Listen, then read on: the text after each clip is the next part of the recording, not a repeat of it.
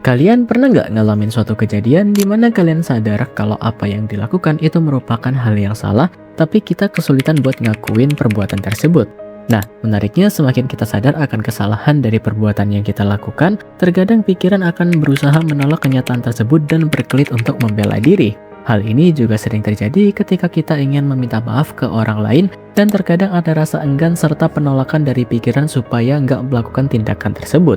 Dan kejadian ini nggak hanya terjadi di kalangan remaja aja. Orang-orang terdekat seperti orang tua, saudara, atau sahabat kita sendiri pastinya pernah ngalamin kejadian seperti ini. Tetapi kenapa sih kita bisa ngelakuin hal ini? Apakah kita memang diprogram untuk jadi orang yang keras kepala? Atau ada suatu fenomena yang ngebuat kita bisa ngelakuin hal itu?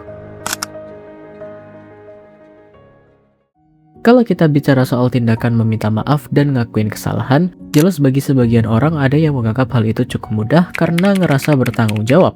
Tapi ada juga sebagian orang yang menganggap ini adalah hal sulit karena ada sesuatu yang menjadi penghambat bagi orang tersebut untuk melakukan tindakan tadi. Nah, rasa sulit dan enggan yang menjadi penghambat ini sebenarnya bisa dijelasin secara psikologis. Dalam dunia psikologi, ada dua fenomena yang saling berkaitan erat, yaitu cognitive dissonance dan ego preservation. Cognitive dissonance merupakan sebuah kondisi psikologi di mana seseorang ngerasa nggak nyaman, cemas, bahkan ngerasa bersalah setelah melakukan sesuatu yang bertentangan dengan fakta, keyakinan, atau bahkan pemikiran. Sedangkan ego preservation ini merupakan sebuah mekanisme pertahanan diri seseorang dari ancaman, kecemasan, atau kegagalan yang bisa ngerusak image dan harga diri mereka.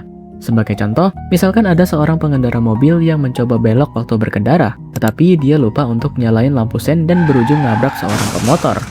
Di kondisi ini, si pengendara mobil tahu kalau dia yang bersalah dan bisa diproses secara hukum. Tetapi karena ego dari si pengendara mobil ini nggak bisa menerima kenyataan, si pengendara mobil akhirnya milih buat marah dan nyerang balik pemotor dengan niat melindungi ego dari rasa bersalah akibat perbuatannya tadi.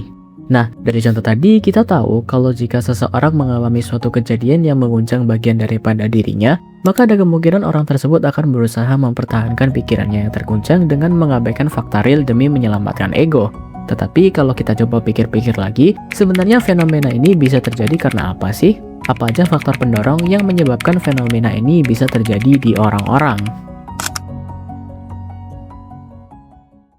Kalau kita berbicara soal penyebab fenomena cognitive dissonance dan ego preservation, sebenarnya dua fenomena ini punya pemicu tersendiri. Pada fenomena cognitive dissonance ada beberapa faktor pemicu, misalkan pertentangan antara nilai dengan perilaku, bisa juga karena menerima informasi yang bertentangan, atau bahkan memberikan effort lebih ke pekerjaan yang sepele. Nah, ketiga faktor tadi bisa menjadi penyebab kenapa seseorang bisa mengalami cognitive dissonance. Otak manusia sebenarnya sangat rentan terhadap situasi yang bertentangan, sehingga ketika salah satu faktor tadi terjadi pada kehidupan seseorang, maka orang tersebut bisa saja mengalami kecemasan yang mengguncang mentalnya. Dan ketika seseorang mulai mengalami efek tersebut, disinilah ego preservation bisa terpicu akibat dari munculnya rasa cemas dari orang tersebut. Ketika fenomena ego preservation mulai terpicu, tanpa sadar pikiran kita mencoba melindungi diri dan mental dari rasa tidak nyaman dengan melakukan berbagai hal. Misalnya seperti penyangkalan, mencari pembenaran, memanipulasi pikiran, atau bahkan menyalahkan orang lain demi melindungi ego. Dan kalau kita perhatikan lebih teliti lagi, fenomena ini ternyata saling terkait satu sama lain dan biasanya dimulai dari munculnya rasa tidak nyaman yang menyerang bagian diri dari seseorang. Karena merasa dirinya terserang, orang tersebut biasanya akan melakukan sesuatu baik secara sadar atau tidak sadar demi melindungi bagian yang terserang tadi. Dan hal yang dilakukan ini semata-mata demi menghilangkan rasa cemas dan rasa gak nyaman yang ada pikirannya. Oke, dari segmen sebelumnya kita udah tahu nih kenapa fenomena cognitive dissonance dan ego preservation itu bisa muncul. Nah, tapi kalau kita coba bedah lebih jauh lagi, ternyata dua fenomena ini bisa kasih dampak buruk juga loh ke kehidupan. Dan untuk korban pertama dari fenomena ini adalah diri kita sendiri, yang mana gejala awal itu bisa ditandai dengan susahnya nerima kritik, denial, bahkan bikin kita jadi susah berkembang.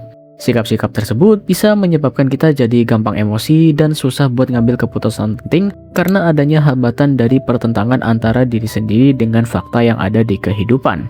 Bahkan lebih buruknya lagi, dampak ini juga bisa ngerembet ke hubungan sosial, yang mana ini bisa ngebuat kita jadi susah menerima pemikiran orang lain dan akhirnya berujung cekcok hingga hubungan renggang dan berakhir hancur.